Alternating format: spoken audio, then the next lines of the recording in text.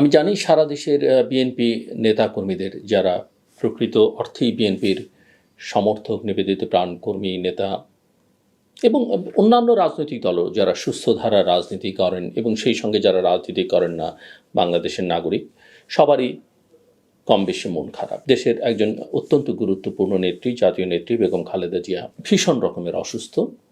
দীর্ঘদিন যাবৎ তিনি অসুস্থ, দীর্ঘদিন তিনি কারাভোগ করেছেন। শরীর মনের উপর দিয়ে অনেক স্ট্রেস যাচ্ছে তার, এবং তার অবস্থা অত্যন্ত সংকটাপন্ন। দেশের বাইরে নিয়ে যাওয়ার চেষ্টা হচ্ছে। সঙ্গত কারণেই সবার খুব মন খারাপ।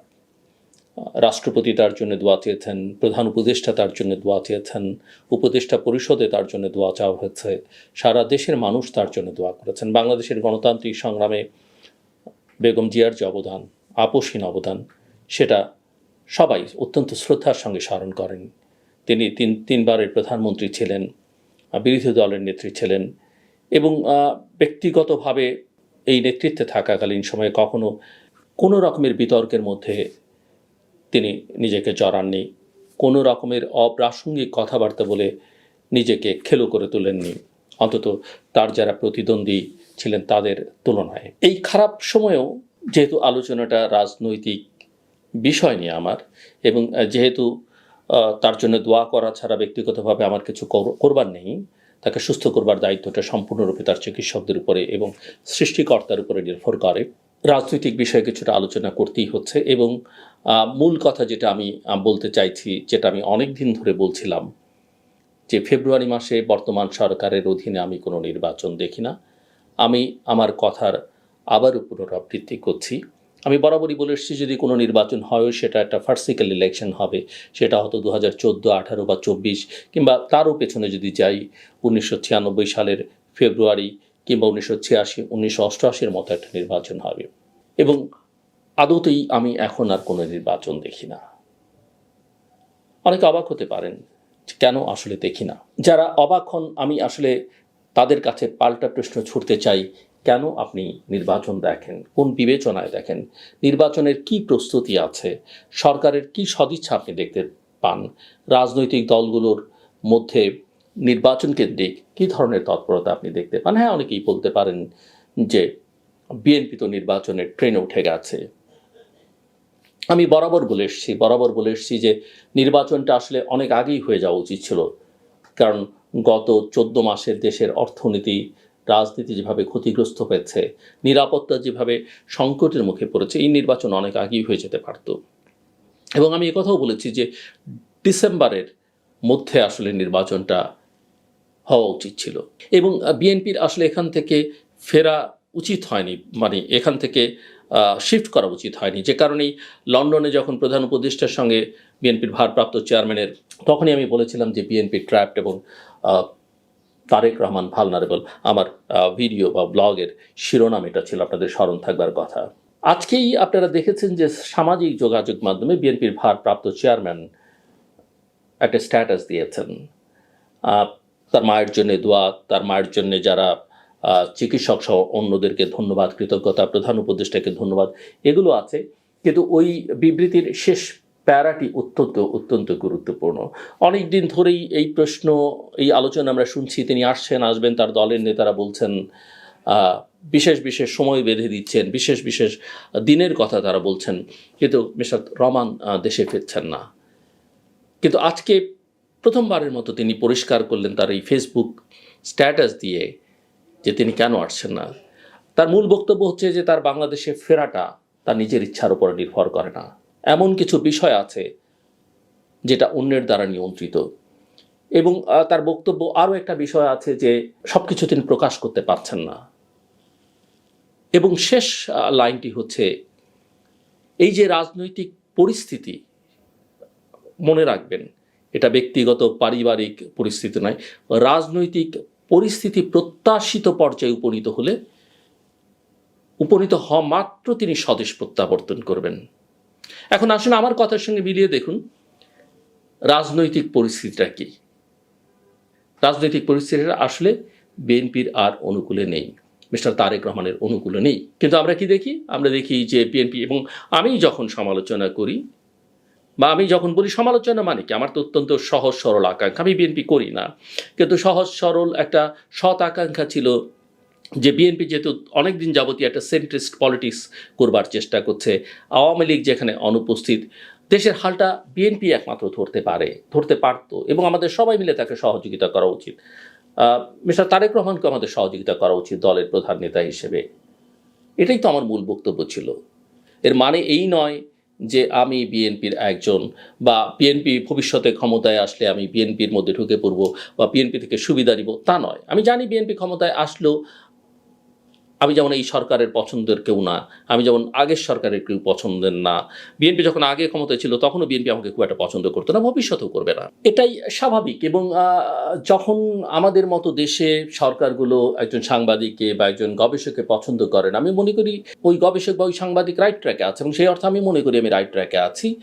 এবং সরকারের দালাল টালাল হলে তো আমার এতদিনে জেলে থাকবার কথা, বা আমাকে দোসর দালাল বলার কথা, যদিও এখন আমাকে অনেকে বলে বিগত সরকারের দালাল দোসর বলে, যারা বলে তারা আমার ধারে কাছেও সাফার করেছে কিনা সন্দেহ, এবং এই দেশের দালাল, ওই দেশের দালাল, এর এজেন্ট, ওর এজেন্ট, এগুলো কিছু লোক থাকবেই, তারা বলবেই, সেটা আমার বিষয় নয়।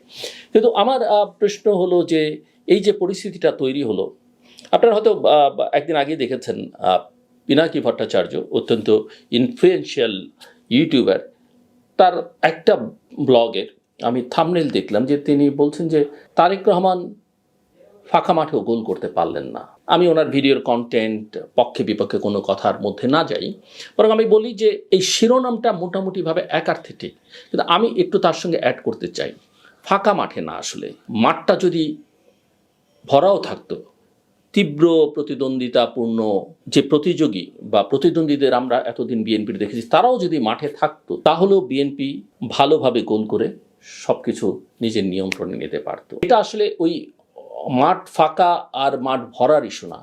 বিএনপির যে শক্তি সামর্থ্য, তার যে সমর্থক গোষ্ঠী, এবং তার বাইরে যে পরিস্থিতি, ইতিবাচক যে অনুকূল একটা পরিস্থিতি তৈরি হয়েছিল দেশের সমস্ত কিছু তার নিয়ন্ত্রণ করবার।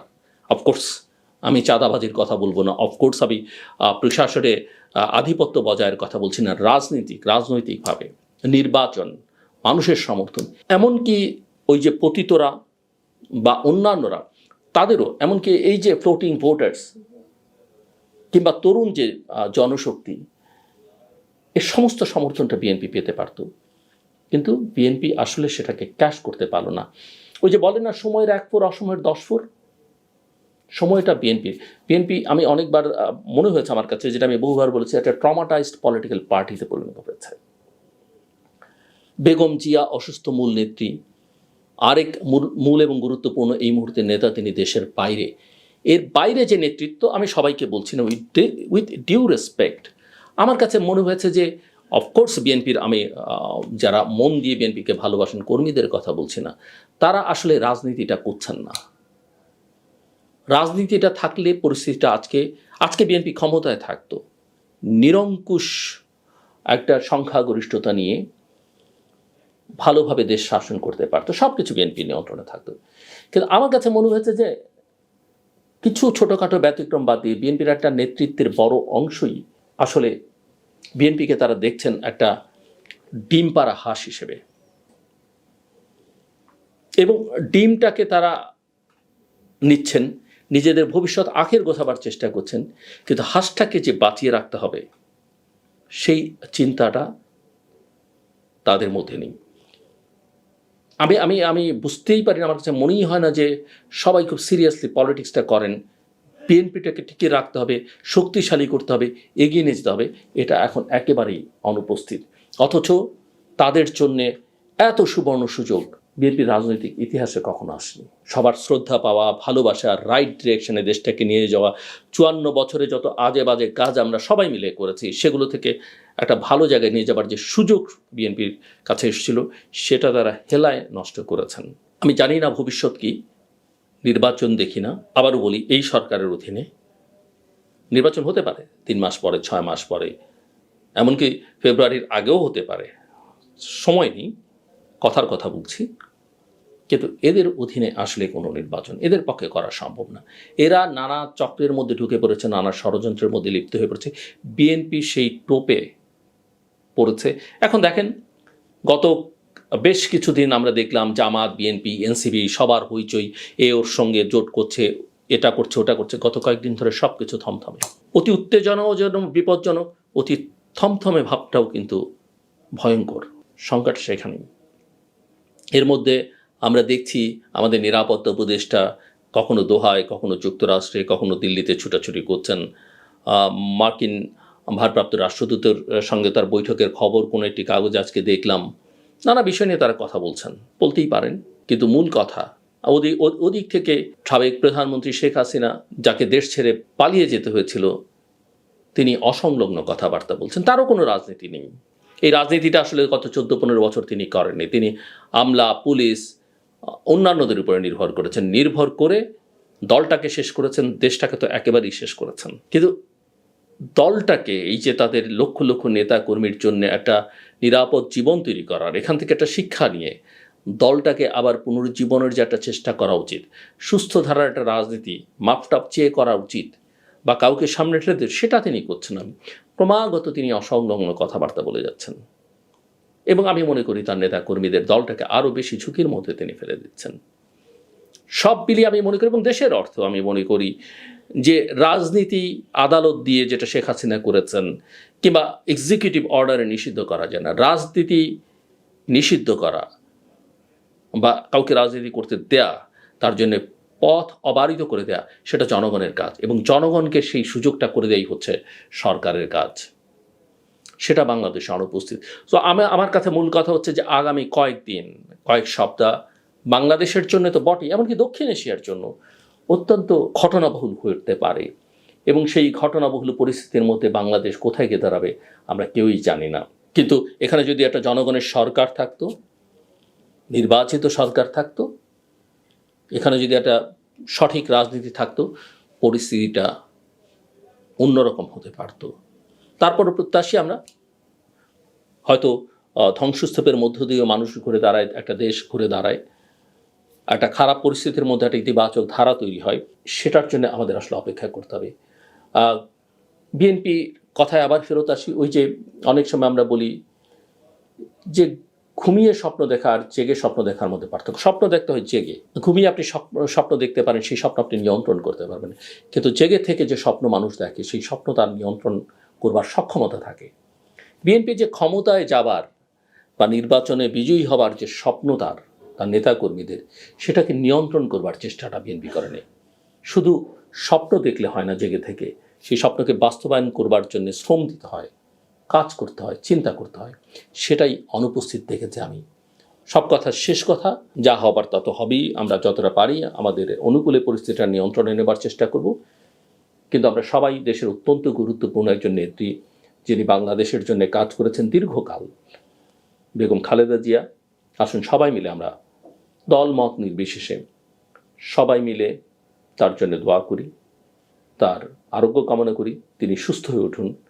হয়তো তিনি আগের মতো আর রাজনীতিতে অ্যাক্টিভ হতে পারবেন না, কিন্তু আমাদের পরিবারের অভিভাবক, আমাদের বাবা মারাও যখন অসুস্থ হয়ে যান এবং মৃত্যু সজ্জায় থাকেন, কোনোভাবে বেঁচে থাকাটাও সন্তানদের জন্যে অনেক সময় একটা বড় শক্তি। আমি মনে করি অন্তত দেশের জন্য তিনি, অবশ্যই বিএনপির জন্য তো বটেই, দেশের জন্য তিনি একটা বড় শক্তি, এবং তিনি সুস্থ হয়ে উঠুন, এই দোয়া আমরা সবাই মিলে করি। আমার কথা শুনবার জন্য আপনাদের অসংখ্য ধন্যবাদ। আপনাদের সবার জন্য শুভকামনা।